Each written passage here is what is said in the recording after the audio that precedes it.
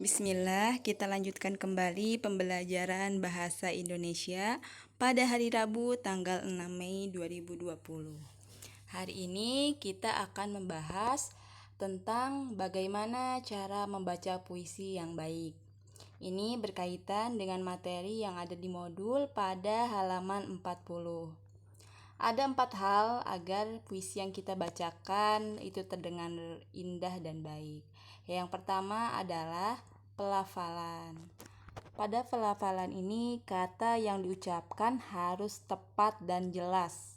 Jadi kalau kita mengatakan a, i, u, e, o, nah itu harus jelas ya.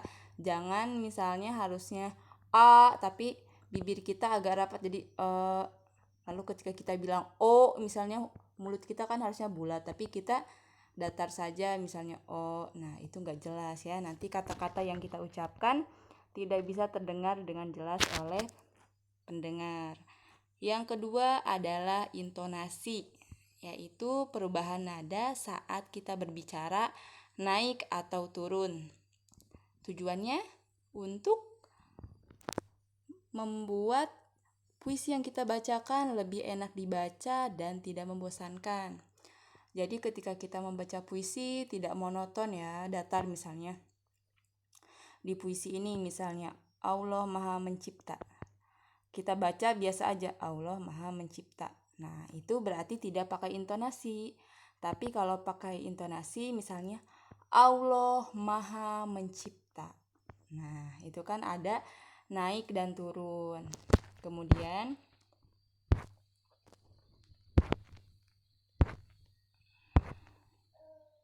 yang ketiga adalah tekanan. Tekanan itu keras atau lembutnya pengucapan bunyi. Ya, ketika kita ingin menyampaikan pesan dalam puisi itu kan ada yang keras, ada yang lembut, seperti halnya ketika kita berbicara.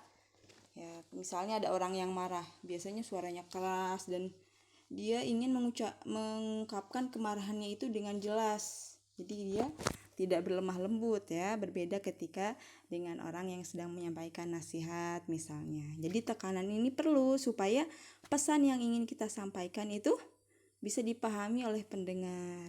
Dan yang terakhir atau keempat yaitu ekspresi.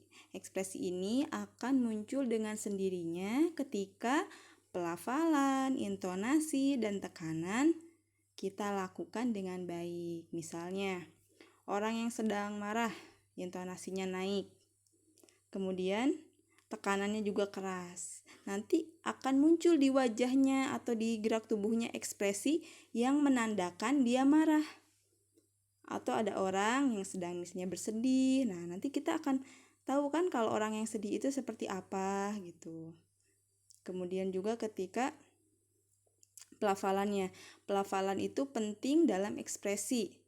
Kalau kita marah misalnya, maka pelafalannya harus jelas juga agar kita menyampaikannya dengan baik. Jangan sampai kita niatnya marah, tahu-taunya orang nggak bisa dengar kita dengan jelas apa ya yang kita ucapkan gitu. Atau ketika kita dalam situasi yang khusyuk misalnya karena puisinya tentang doa, mungkin kita akan lebih lembut, kemudian nadanya turun. Nah, sekian yang dapat Ibu Rika sampaikan. Untuk tugas hari ini adalah membaca puisi pada halaman 40. Silahkan dibaca seperti contoh yang sebelumnya ya. Untuk membaca puisi, selain membacanya lancar, usahakan dapat dibaca dengan baik. Seperti yang diungkapkan barusan, harus pelafalannya jelas dan tepat. Intonasinya juga ada, naik dan turun. Kemudian juga tekanannya. Tekanannya ini keras atau lembut ya puisi. Kemudian yang terakhir ekspresi. Jadi untuk melihat ekspresi ini harus dalam bentuk video ya. Kalau bisa jangan menutupi muka dengan buku ya. Dalam pembacaan puisi ini bukunya kita pegang tetapi tidak boleh menutupi wajah. Karena kalau tertutup maka tidak akan terlihat ekspresinya seperti apa. Syukron, demikian yang dapat Ibu Rika sampaikan. dikerjakan tugasnya dengan baik, dan ingat besok kita libur sehingga kita dapat memanfaatkan waktu yang kita miliki untuk hal lainnya. Wassalamualaikum warahmatullahi wabarakatuh.